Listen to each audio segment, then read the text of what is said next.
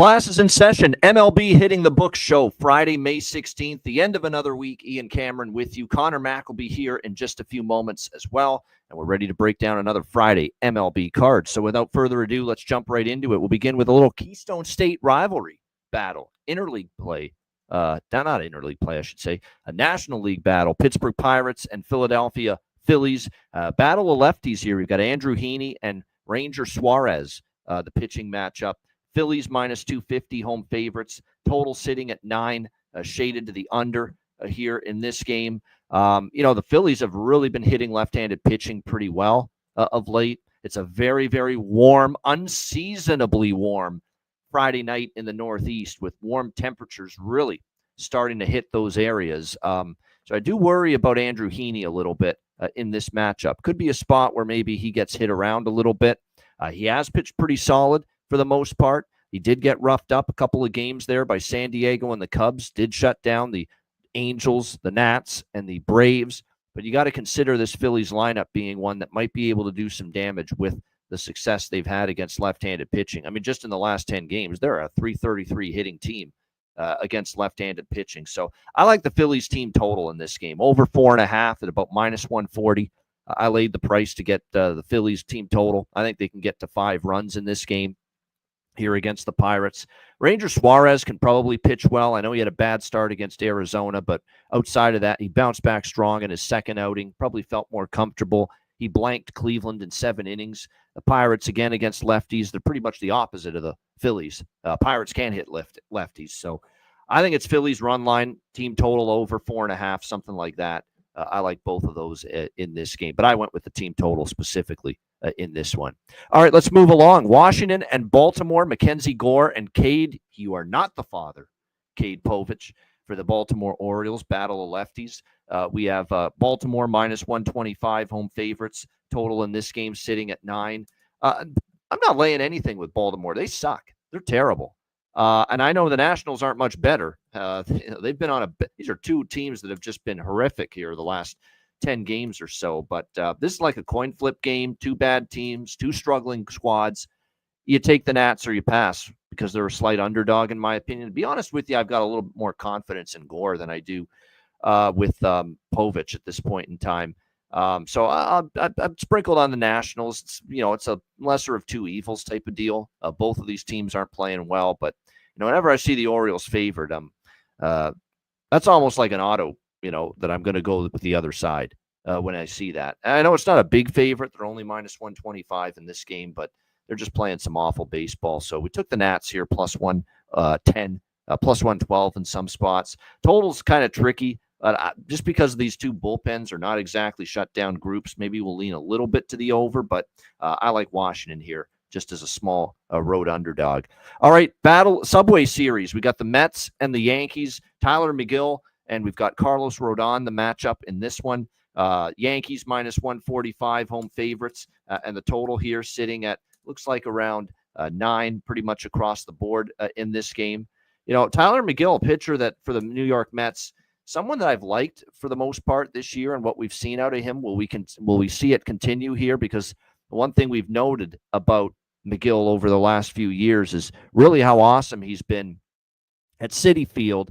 He can be a little bit more susceptible against on the road, and you see some of these road starts where he gave up 4 runs to the Twins, gave up 4 runs to the Cardinals, and even his last home start where he had been pitching pretty well. He gave up 4 runs, 7 hits at Citi Field against the Cubs the last time we saw him. So kind of a step in the wrong direction, if you will, for McGill of late. Meanwhile, you've got Rodon. I don't want to lay a price like this with Rodon necessarily, but 3.33 ERA entering this start.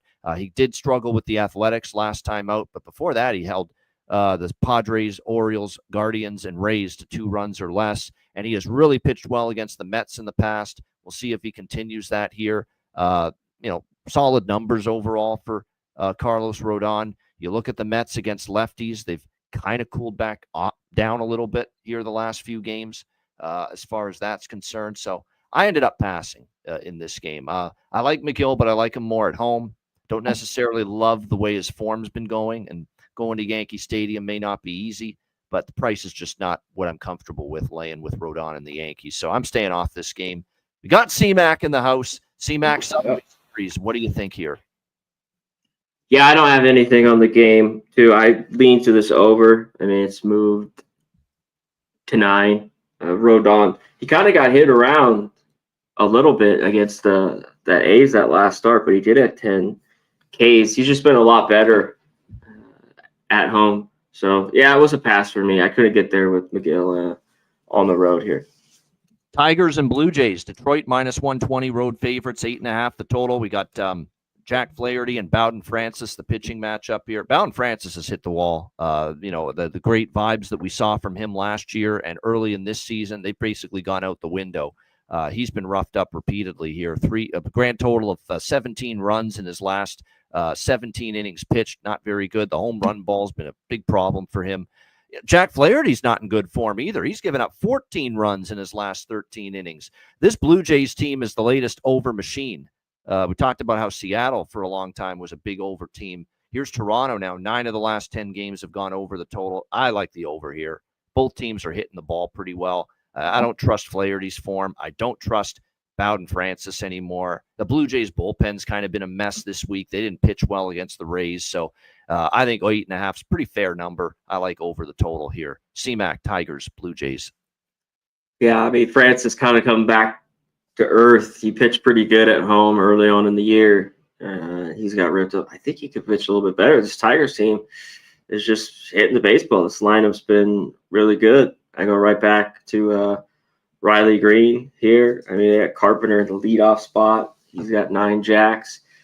And Flaherty, he has not been great. I mean, they got this team. The record is what he is. I mean, he's going to be better down the stretch, but the road's always been a little bit of the problem for him. And I don't know. All the love here, money kind of the Tigers is open. It's dropped. I think the Jays, it's a Jays or nothing. If do you trust them here? But I think you back them here, get +110, +108, and lean over. All right, we got Atlanta and Boston here. Even money, Sale and Crochet, your pitching matchup, 8 the total. I mean, this definitely feels like could be a low-scoring game with these two on the mound. Chris Sale, obviously, pretty emotional. I'm sure it'll be going back to Fenway, pitching against the Red Sox.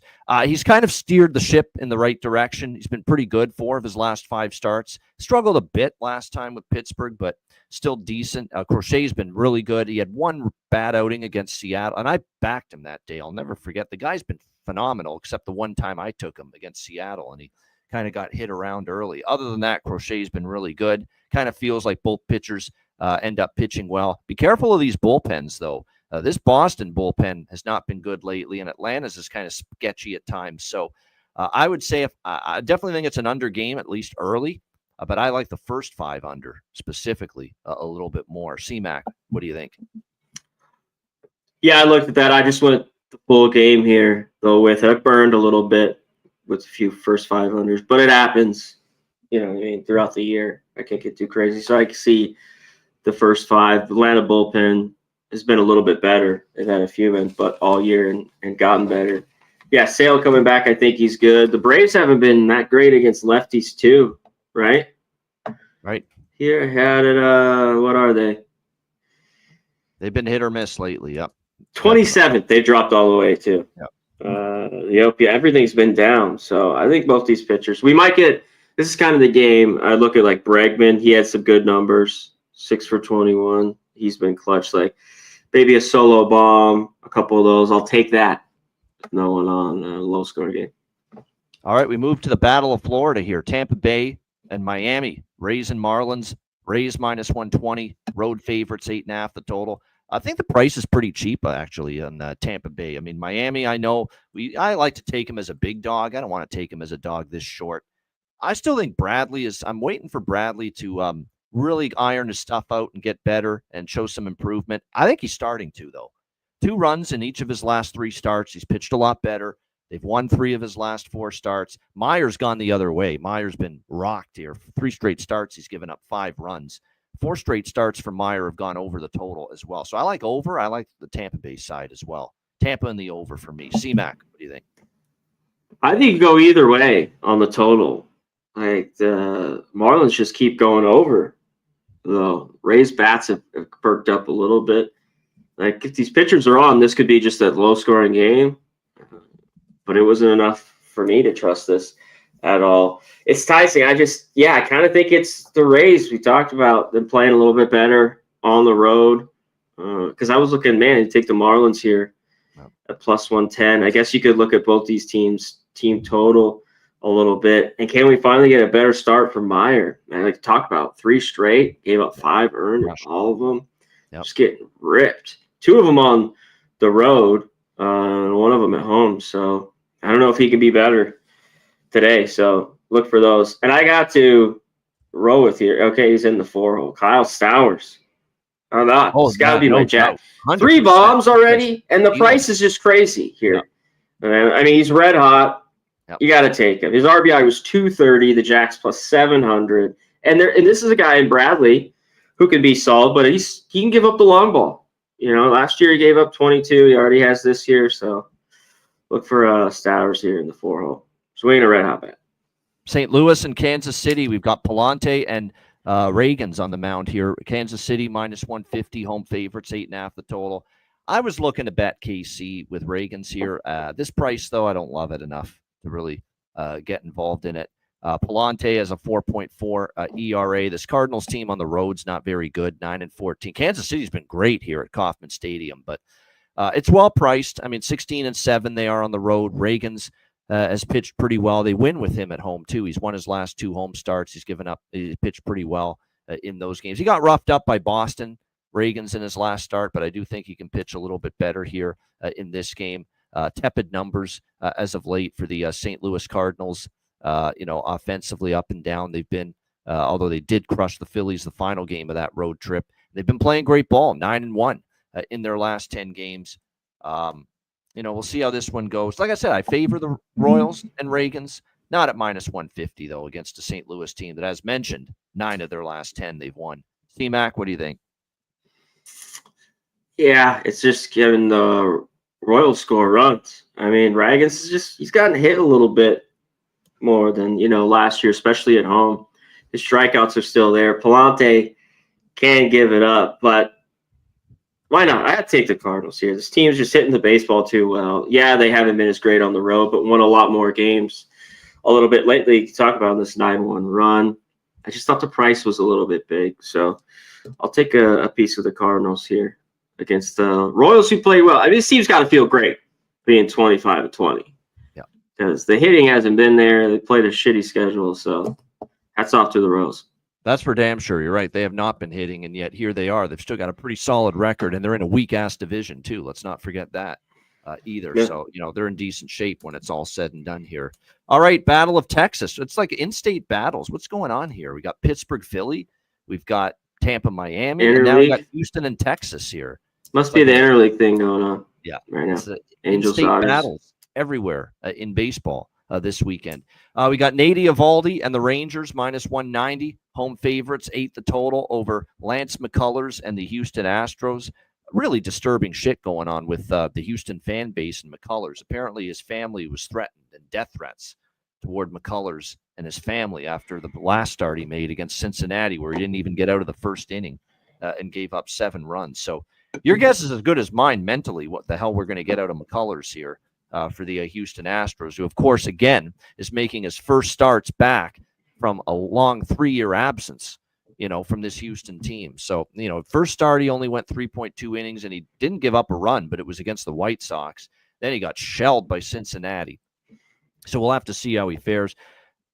Texas, I'm not, Eovaldi's been just, typical Eovaldi's, just rock solid, steady, always giving his team a chance to win. They're 4-1 in his 5 starts entering this one. He shut down Houston the last time he pitched against them in July last year, 1 run in 7 innings. We'll see if he can keep that going.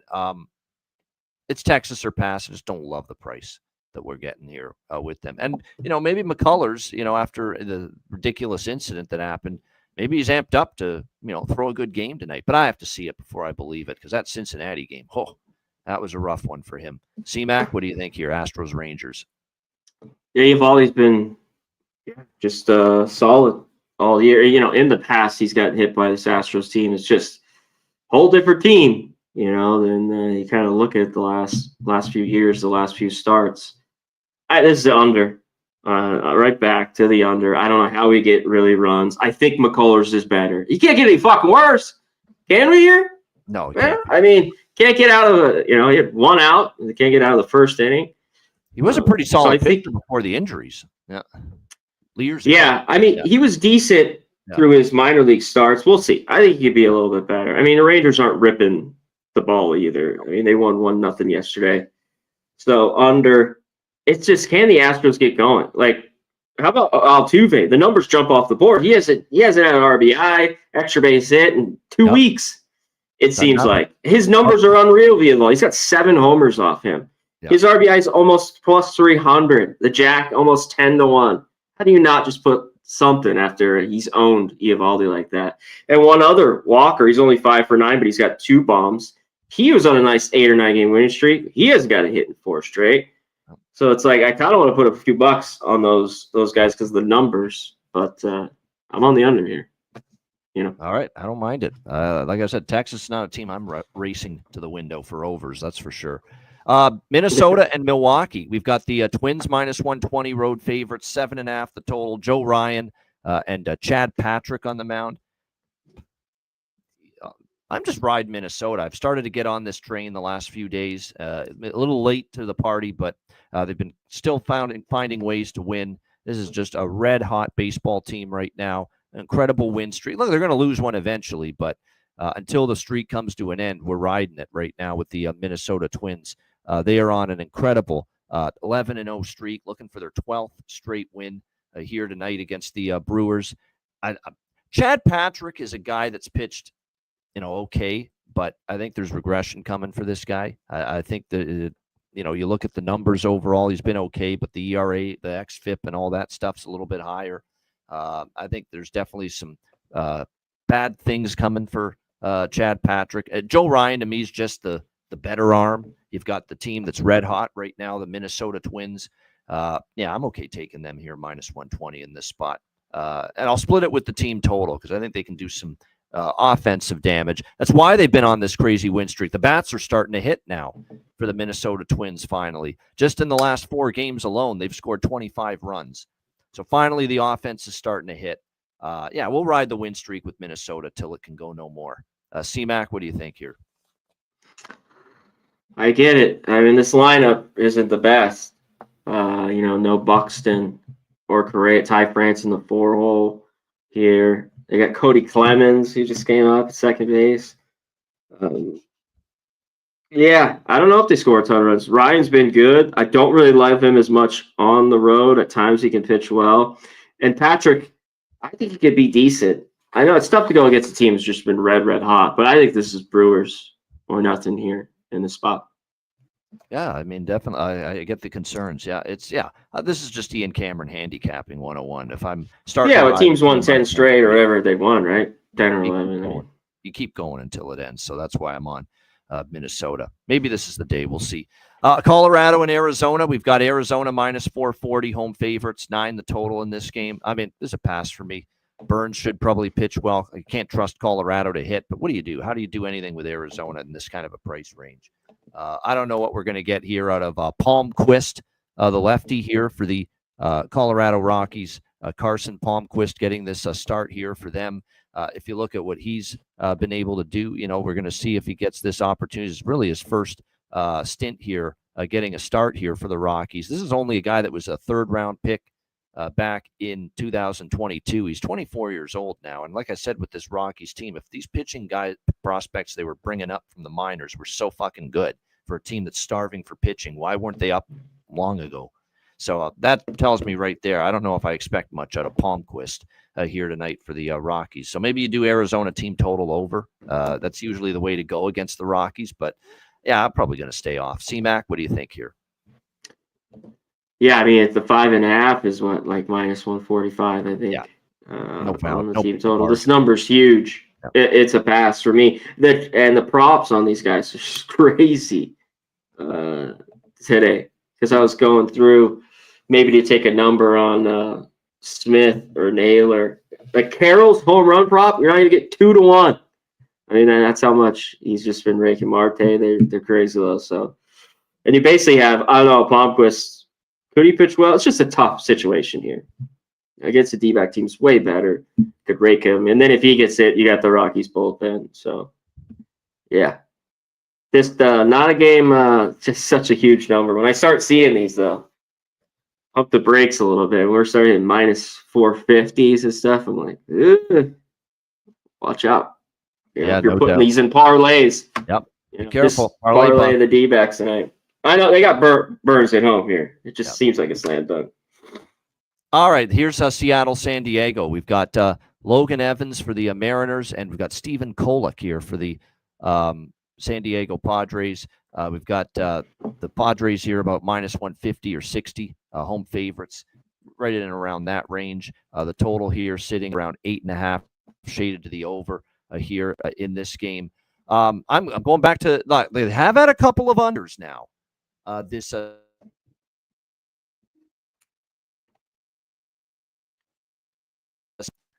So we do have of late, but I'm going to go back to the well here with over 8.5. I think Evans is hittable for the Padres, and I know Kolek pitched a complete game shutout in that 21-0. That wasn't the Padres versus the Rockies. That was the Chargers versus the Broncos, I think, that day. 21-0, and Kolek was on the mound for the Padres in that game against the Rockies and spun a complete game shutout.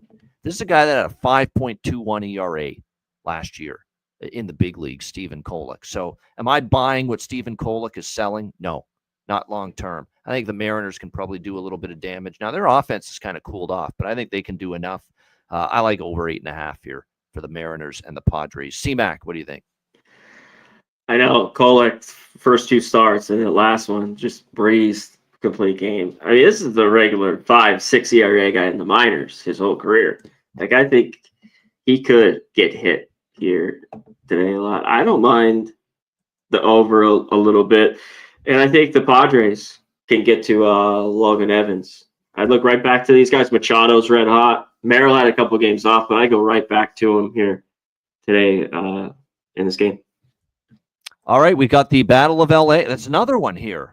Well, this is not it is an in-state battle. It's an in-city battle, pretty much. LA Angels down the 5, and LA Dodgers. The battle here. We've got Dustin May for the Dodgers, Kohanovic for the Angels. Dodgers minus 310, home favorites, 9 the total here in this game. I definitely have Kohanovic high up on the fade list for me. He's not someone that I have a whole lot of really, of course, right now. I mean, of course, how can you not? I mean, the numbers are not very good. 5.23 ERA. I know he pitched better last time against Baltimore, but Baltimore's been, to say they've been an utmost disappointment in all facets, including offensively, would be an understatement. We can't forget that before that, Jack Kohanovic gave up 5 runs to the Tigers, 4 runs to Texas, and he's been worse. He's actually been pretty decent at times at Angel Stadium, but he has not been good at all on the road. And now he's got to face this Dodgers lineup, this no let-up Dodgers lineup on the road. Dustin May, meanwhile, comes in here pitching decent. He's had a couple of rough road starts, but at Chavez Ravine, he's pitched better. This is probably Dodgers team total again for me. I mean, obviously they scored 19. I sometimes do worry, when a team scores 19 runs, they're playing the very next day.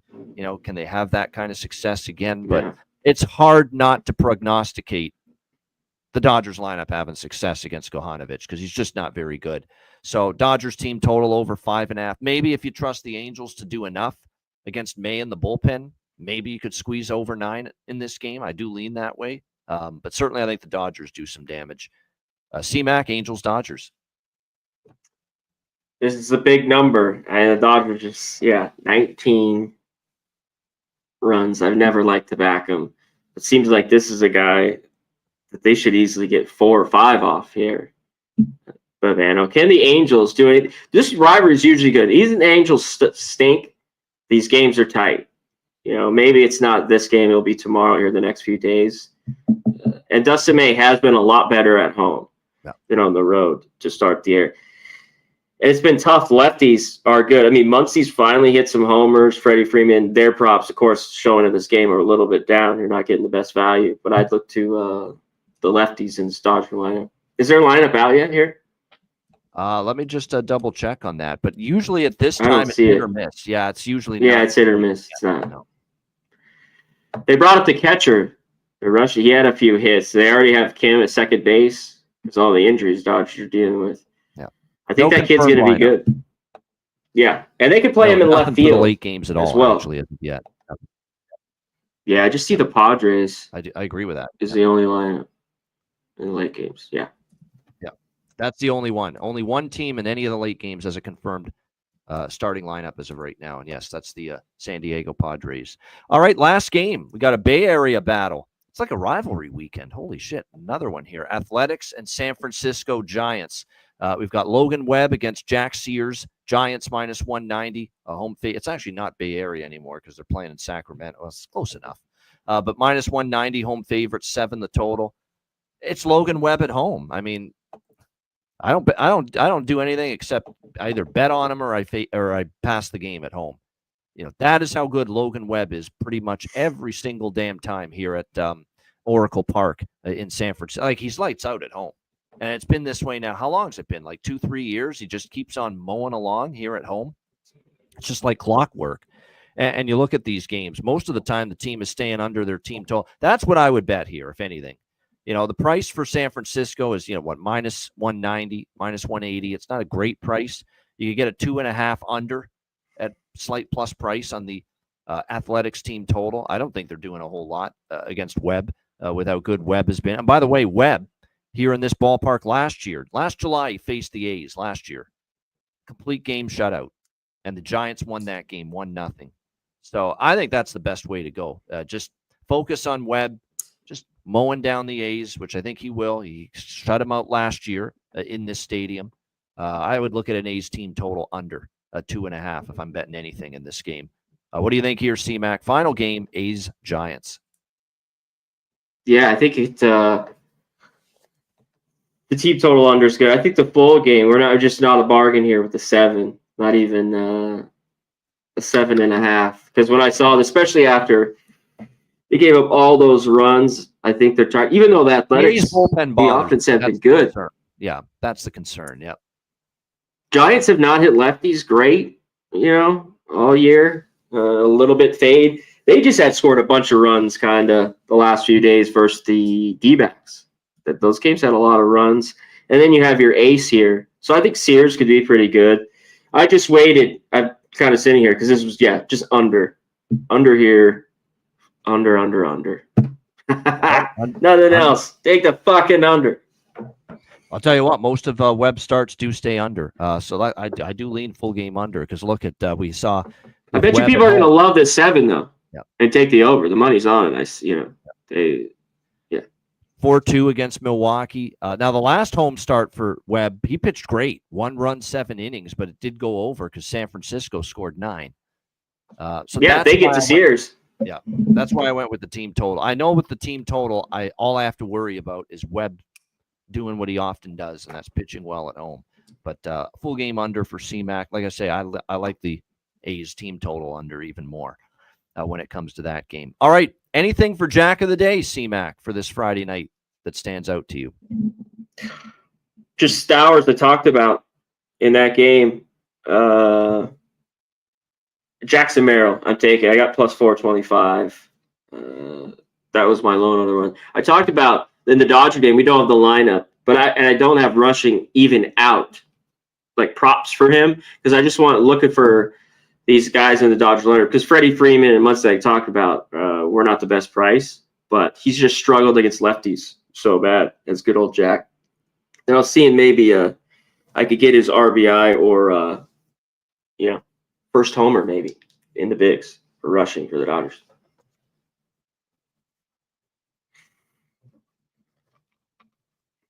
You got it? You on mute? Sorry about that. Yeah, Jack of the Day for me, I like Kerry Carpenter for Detroit. A game I think we're going to see some runs. Kerry Carpenter, Detroit Tigers, I think is definitely a good candidate there for Jack of the Day. Some of those games where I think we could see some runs like Seattle and San Diego. There's a game where you want, I think, maybe target, some runs. Maybe the Battle of L.A. as well. Muncie, definitely could be worth a look. Freddie Freeman against Gohanovich. I think they could definitely have some success tonight in that one. Helio Ramos for San Francisco against Sears. The one thing about Ramos is he hits, fastball, slider very well. You get a lot of that out of JP Sears, and so it goes right into Helio Ramos's wheelhouse pretty good. So those are some of the Jack of the Day candidates for me. Let's move on to best bets. Here we go for this Friday. Final show of the week for the MLB hitting the books. We're back, of course, on Monday. C-Mac, what do you got for best bet? I already put out Red Sox here. I'll give one more. We'll stick to it. Braves, Red Sox, under 8. All right, Atlanta, Boston, under 8 for C-Mac. Under 8. Best bet. I'm going to go to that Detroit-Toronto game. I like runs in that game. Over 8.5. Blue Jays are one of the red-hot over teams in baseball right now. 9-1 in their last 10 games. Tigers are hitting. Blue Jays are hitting good enough. Both of these pitchers are also in downward form of late, both Jack Flaherty and Bowden Francis. So 8.5, reasonable total. I think it goes over. Tigers, Blue Jays, over 8.5, minus 120 for my best bet for this Friday. Shout out to the chat. Another week of shows in the books. Justin McKelvey. Shut up. Nick Alvento, Dram Yankee, Old E. Appreciate all you guys joining. Jorge Herrera. Thank you to Gerald Jones, Ricky Bobby, Derek Bop. That's a great name, Derek Bop. We appreciate all you guys joining us. Bop. Yeah, it's like the Hanson song too. Bop. Oh yeah. Bop. Derek Bop. We're getting old, man. When we're busting out Hanson references from 1997. But it is what it is. Welcome to our world. We appreciate you joining us. Spread the word, right? MLB just the Hitting the Books channel. It's MLB for now. It changes with the season. This channel. It's MLB right now. It'll be college football again in August and September, and it'll be college basketball again after that. Changes with the season, but we're here in those three sports: the MLB and the college sports year round with Hitting the Books. Hit the like button, subscribe to the channel, share it. NHL. Yeah. NBA's ending too. So yeah. Get on with it. Shows might be we could go a little more depth to later on during it as well. Yeah, exactly. We'll go try to keep it a little brisk pace. Yeah, we'll go at a more leisure pace once we get through the basketball and the hockey stuff, and I'm done with the ice guys for another season. But great stuff, everybody. For Connor Mack, I'm Ian Cameron. Have a great Friday night and weekend. Enjoy the games and good luck. We'll see you Monday, 5 p.m. Eastern, 2 p.m. Pacific, for another edition of the MLB Hitting the Books show. Until then, class dismissed.